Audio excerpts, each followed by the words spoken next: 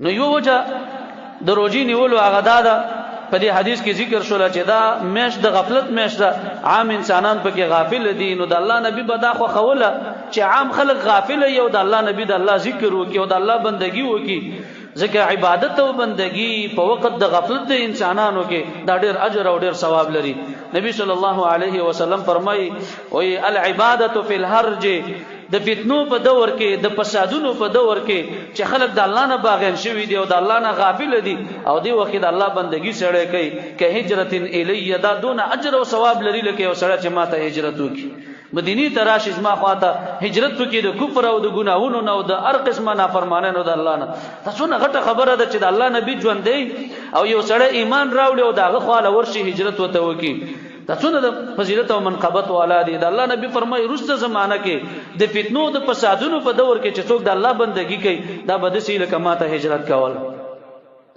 زما عزتمندو د ازمن دور د هر دور دی د فتنو دور دی، د الله نه د غفلت دور دی. څوک د الله بندگی نه پیژني، ډیر کم خلک د الله بندگی کوي او څوک چې د الله بندگی کوي هغه خلکو ته ډیر ناشنا ښکارا کیږي.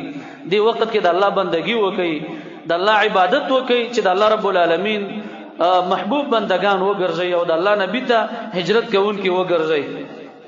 نو نبی صلی الله علیه وسلم په دا خو خوله چې په وخت د غفلت د انسانانو کې د عبادت وکړي، ځکه داسې وخت کې عبادت کول چې عام خلک غافل دي دا الله ته ډیر محبوب دي. لکه د شپې قیام الليل ولې الله ته ډیر محبوب دی، د شپې منځ الله ته ډیر ګران دی.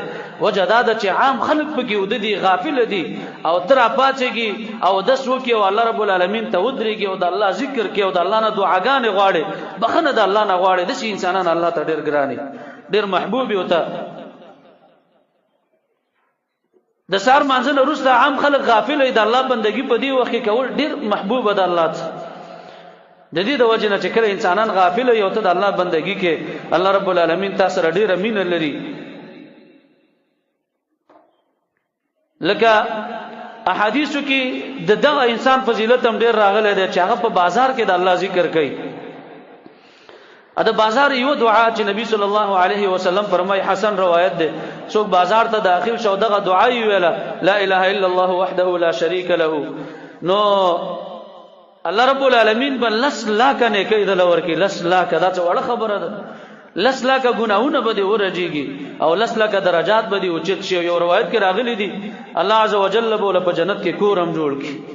دغه ذکر تی په بل ځکه وکړه دونه اجر نه ملاويږي، خو چې په بازار کې د الله دغه ذکر وکړه دا دونه ناشنا خیرونه الله ولې درکې، دونه درجات دی او چته یو دغه د ګناهونه معاف کوي.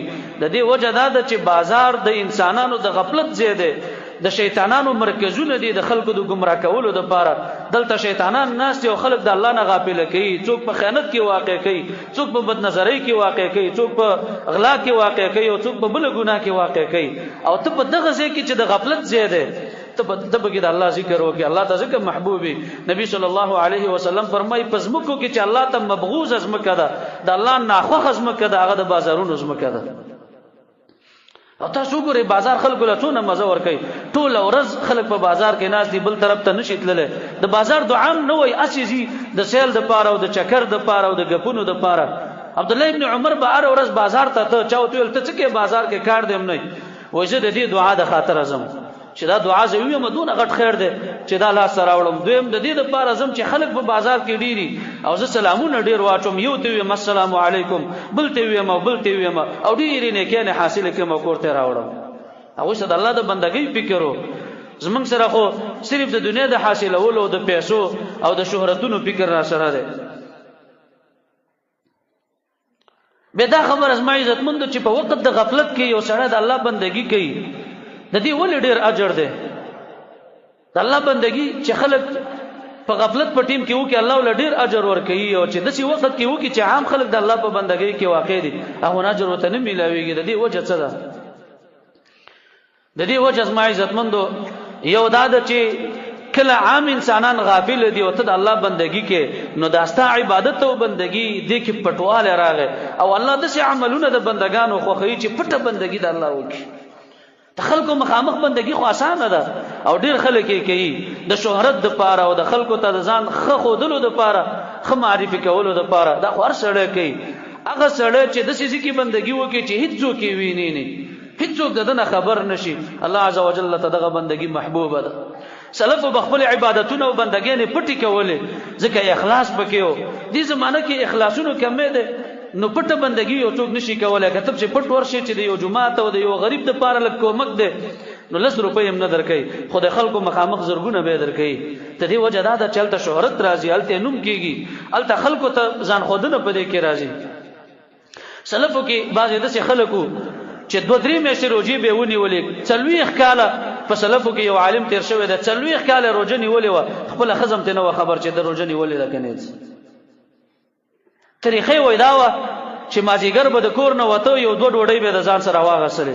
ښځې به دا فکر وکړه د ورځې سهار کې به وته وایي 2 ډوډۍ به د ځان سره واغېستلې، نو ښځې به دا فکر وکړه چې زه دا روجه نه دی ځکه دا ډوډۍ واغېستلې، دا به د ورځې خوري او ماښام به کور ته راځي. دا چې به کله واغستلې بازار ته بوت، غریبانانو مسکینانو له به دا ډوډۍ ایسته ورکړه.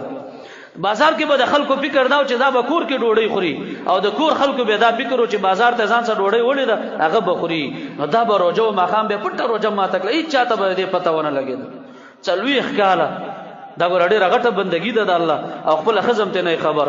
سلفو به د قرآن تلاوت چې کوو په دې به پوه شي چې څوک راغی زر به بند کړ و چې دا مې ویني نه چې د تلاوت وکړي. دا عمل پټ د الله دپاره کوم چې الله یې ویني. اوس خو دې زمانه کې خلکو قرآن بند کړی چې پېښې چې پلانکې خان راغی بېرته زر کولاو کړي، اواز اوچت کړي، اواز غمګین کړي، 2 رکعته مانځه باندې ودرېږي، تندې ورته راترېو کړي په مانځه کې. دې دپاره چې خلک ووایي چې دا خو ډېر د الله نه یېرېدونکی دی او جړا کوي په دې مانځه کې او ډېر په توجه کې ولاړ دی. دا د منافقانو خوشو ده چې د خلکو مخامخ سړی ډېر په عاجزۍ باندې منځونه کوي او چې ځان لشي بیا ټک ټوکي. الغرض چې دا په وخت د غفلت کې بندگی ولې ډېر قدر لري، ډېر اجر لري، د هغې وجه دا ده چې دا د خلکو نه د انسانانو نه پټه ډېره ده.